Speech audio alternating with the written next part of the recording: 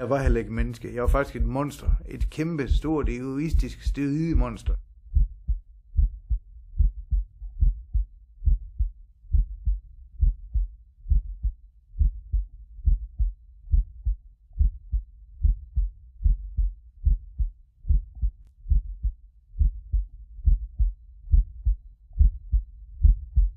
Dengang jeg ville være stor via bodybuilding, der er det en rar fornemmelse, fordi at steroiderne gør det, at du får en meget kongefornemmelse i kroppen, og pigerne lægger mærke til dig, at du får simpelthen rigtig meget opmærksomhed fra det modsatte køn. Du får respekt. Du har en god fornemmelse i hjernen, du har en god fornemmelse i kroppen, du føler dig sund, du føler dig rask, selvom du egentlig ikke er det. Jeg er delvis lammet. Jeg husker ikke samtidig altid lige så godt. Jeg er lam i benet. Jeg er delvis lam i armen. Jeg er delvis lam i ansigtet. Jeg har svært ved at gå. Jeg mister en del af min taleevne. Min arm, den ser sådan her ud. Jeg kan ikke bruge fingrene. Det kommer jeg desværre aldrig mere til. Jeg har problemer med at få rejsning. Jeg bliver maks 50-55 år, spår lægerne. Jeg blev faktisk en helt andet menneske. Førhen der var jeg en meget glad, meget positiv menneske. Fordi jeg brugte anabolisk steroider, blev jeg faktisk et egoistisk, dumt svin, for at sige det mildt. Jeg ved godt, at min udtale er grov, men man kan faktisk generalisere det lidt med andre, der også bruger steroider, for jeg har set mange eksempler på det, at du bliver forandret. Jeg mistede blandt andet kontakt med min familie, mange venner osv. Jeg mistede simpelthen kontakt til dem. Jeg har ikke ret meget kontakt til min familie i dag, heller, for de ikke viser mig. Hvordan reagerede pigen? Jamen altså, de tændte jo ikke på mig mere. Altså, jeg mistede mange kærester. Fordi de sagde, at du er simpelthen sindssyg. Man kan slet ikke være sammen med dig, dit liv. Du er jo helt ved siden af dig selv. Prøv nu her. Nu skal jeg sige dig én ting. Det du skal kraftedeme højst, hvad du siger, der får du flade. Den følelse, der er i kroppen af aggressivitet, når man bruger anabolisk steroider, det er, at det er en aggression, der kommer pludselig. Det er ikke noget, man kommer lige så stille. Den er der bare. Altså for eksempel, hvis jeg nu fik at vide, hvis jeg stod dørmand, at du er da en klam oppumpet nar, kunne jeg finde på at smadre personen. Den afhængighed, jeg følte, det var, at jeg kunne simpelthen ikke tåle at tabe mig. Hvis folk sagde til mig, har du ikke tabt dig lidt?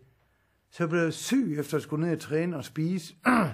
Jeg blev syg efter, at bruge anabolisk steroider til, så jeg kunne tage på igen, hvis jeg var sådan. Og i realiteten havde jeg jo ikke tabt mig.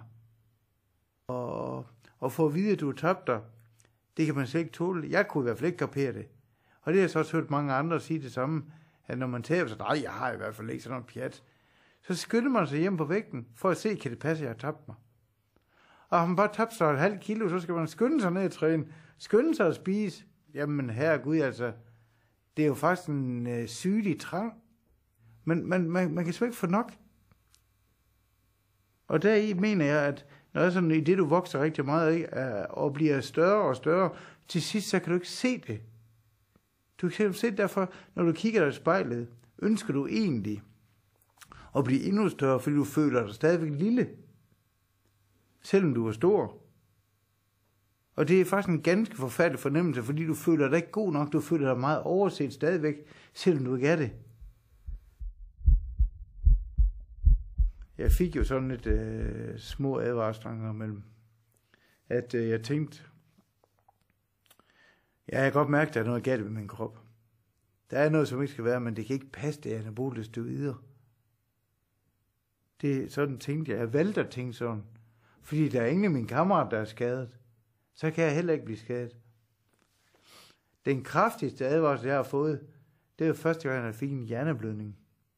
Så jeg kan huske, jeg sagde til overlægen, prøv at høre, det er ikke noget med steroidemisbrug at gøre. Hvor hun simpelthen svarede, jo, det er det, dit lav. Du må stoppe nu. For ellers går det galt for dig. Du leger med livet, dit lav. Det er faktisk hendes ordvalg til mig. Hvor jeg bare valgte at sige, det skal du ikke blande dig i. Så jeg blev udskrevet efter den her hjerneblødning. Så fortsatte jeg mit steroidemisbrug og trænede. Så gik det galt igen 2 år efter. Så fik jeg en blodprop i hjernen. Jeg kan huske, at jeg kom på et genoptræningscenter, hvor jeg sagde, det var i Holstebro, hvor jeg rent faktisk sagde 14 dage, så er jeg ude herfra. Men nej, de 14 dage, det er blevet til 8 år.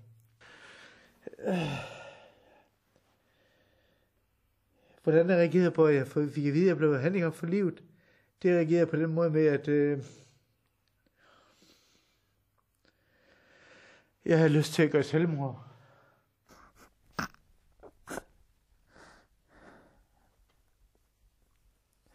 Fordi jeg var stærk i dit liv, som var blevet svag. Og det kunne ikke passe. Det var der ikke plads til. Det var der bare ikke i mit liv.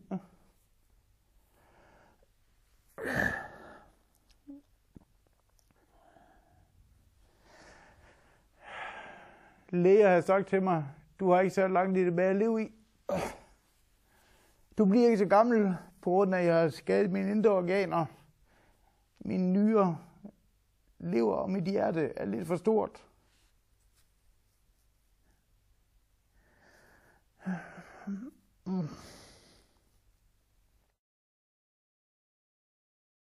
Jeg har lært at gå igen. Jeg har lært at begå mig som handicappet. Og det er ikke sjovt. Det er et helt andet liv, jeg har den dag i dag.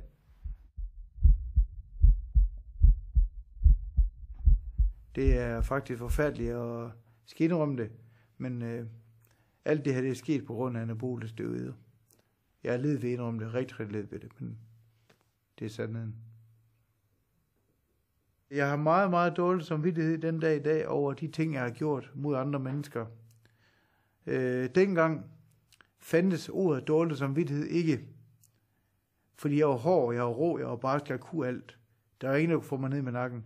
Man skal huske en ting, man vælger selv sit liv. Og jeg valgte bare forkert. Og det bøder for i dag.